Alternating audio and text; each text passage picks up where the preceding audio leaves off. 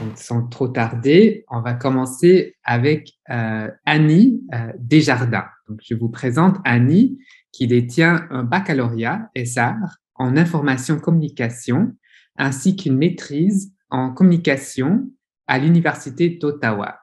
Son mémoire, aujourd'hui publié, porte sur la conception des rôles journalistiques en milieu francophone minoritaire au Canada. La parole est à vous, Annie.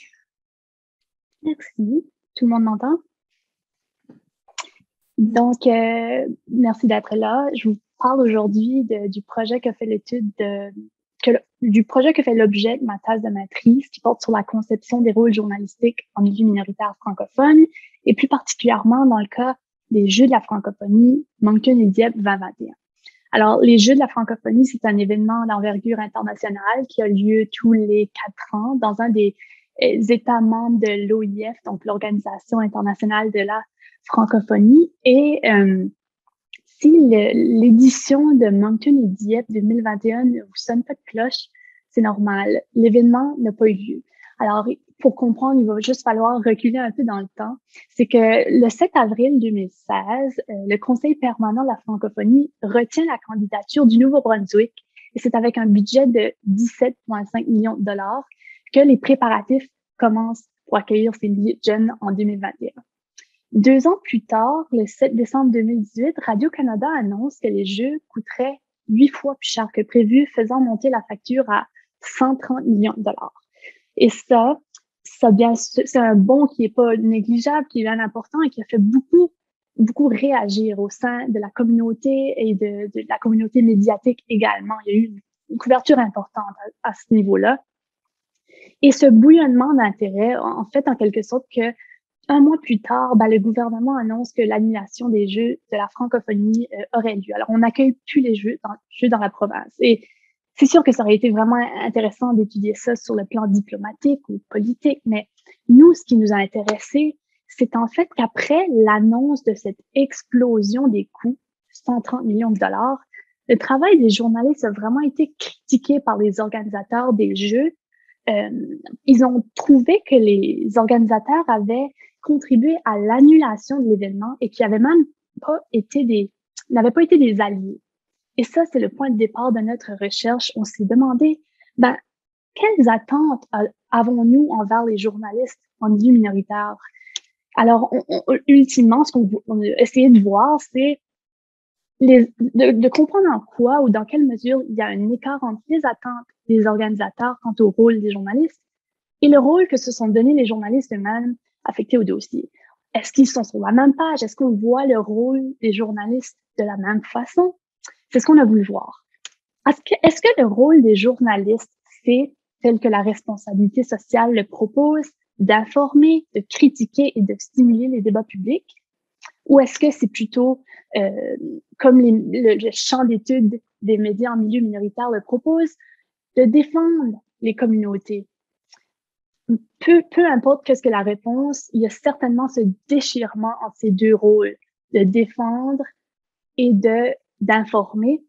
Pourquoi ce déchirement? Parce que les journalistes travaillent dans des milieux minoritaires qui sont qui chutent, qui ont un déclin linguistique ou culturel et ils sont en quelque sorte les porte-voix de ces communautés-là.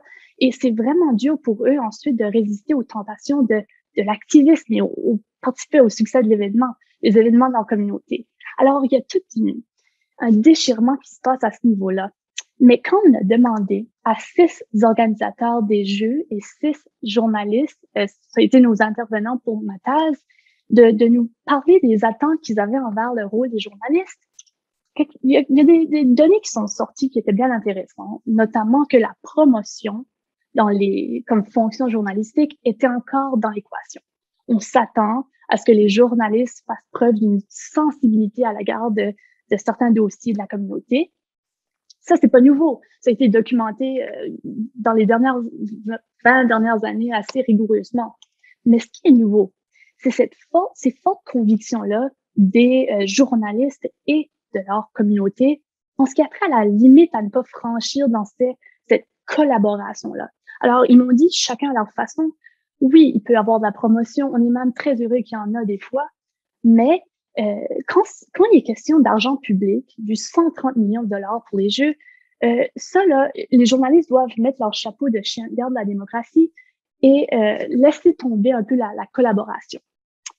Alors, tout le monde semble être sur la même page en pratique, mais en théorie, tout le monde semble être sur la même page, mais pourquoi en pratique, il y a eu des tensions dans l'histoire des Jeux?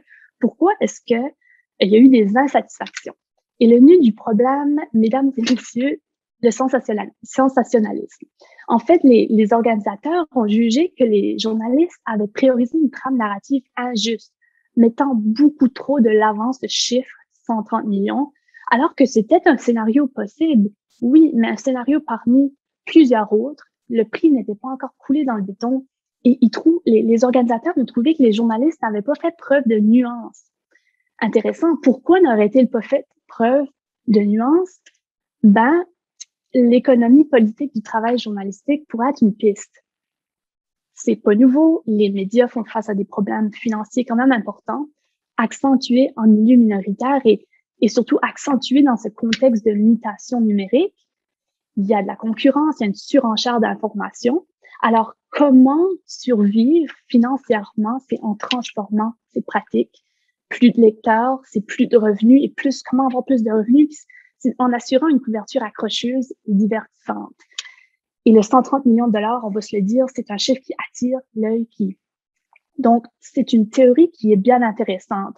On peut se poser la question pour finir si les journalistes affectés au dossier ont servi l'intérêt public ou s'ils ont servi l'intérêt financier de leurs médias. En tout cas, pour conclure, on s'est vraiment rendu compte que, en se demandant c'est quoi les rôles journalistiques, on conclut que il y en a pas, c'est difficile d'en choisir un parce qu'il y en a plusieurs qui cohabitent. La communauté acadienne, les finances, la déontologie, c'est tout au cœur des intérêts des journalistes. Alors, on confirme ce que Marc-François Bernier a sur ce que Marc-François Bernier a proposé, qu'il y a une coexistence des fonctions journalistiques qui existent. Alors, voilà, c'est ce qui conclut. C'était trop vite, mais merci beaucoup d'avoir été à l'écoute.